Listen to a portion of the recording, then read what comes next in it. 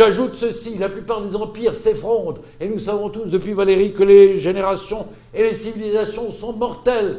Mais la plupart des empires s'effondrent, notamment l'Ancien Régime pour lequel j'ai une manifeste nostalgie, s'effondrent en raison de leurs vices.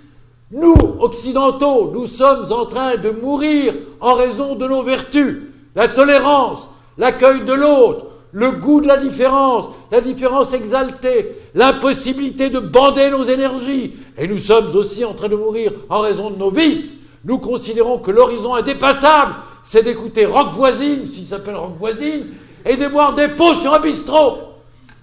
Quand vous reprendrez le chemin de Saint-Jacques-de-Compostelle, alors, vous opposerez à ceux qui nous menacent une ferveur d'intensité égale. Le barbare reculera face à une civilisation spirituelle et transcendante. Pas avec vos petits conforts dérisoires et poisseux.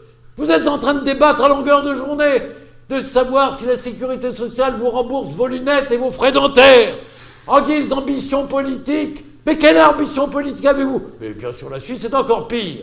Parce que nous, on est comme vous, en calme. Vous comprenez? On est comme vous, on est masculé. On est tellement comblé par le bonheur que l'on est complètement aseptisé. Et je dis souvent en tenant malheur au bonheur, parce que le bonheur, à vrai dire, fait que le vent se lève et qu'il s'agit de vivre. Personne ne sait. Et la Suisse est typique. Heureusement que l'histoire l'épargne. Non pas en raison de ses mérites, mais à la suite de séries de malentendus. Parce que ce pays admirable, qui n'a pas d'immigration, enfin contenu, mais surtout riche, donc c'est acceptable. Ce pays qui ne connaît pas de désordres sociaux. Chez nous, même les socialistes sont bien élevés. On ne sait pas ce qu'est la CGT, on ne sait pas ce qu'est un syndicat, on ne sait pas ce qu'est une grève. La dernière fois qu'il y a eu une grève à Genève, on a donné de la troupe. Alors, c'est un pays admirable. C'est exceptionnel. Mais à force d'être heureux, on se vide. Le bonheur est une vacuité. Seul le malheur, l'affrontement, la guerre nous permettent de donner la mesure de l'homme.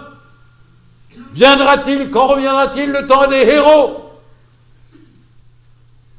Et quand, mes amis, considérerez-vous que l'identification, avec sa part de purgation des passions, sa part de catharsis, se fera à l'écoute de la tragédie grecque et pas en regardant Ribéry qui court? La civilisation, je l'affirme, mourra si elle se réduit à la liberté de boire des bières.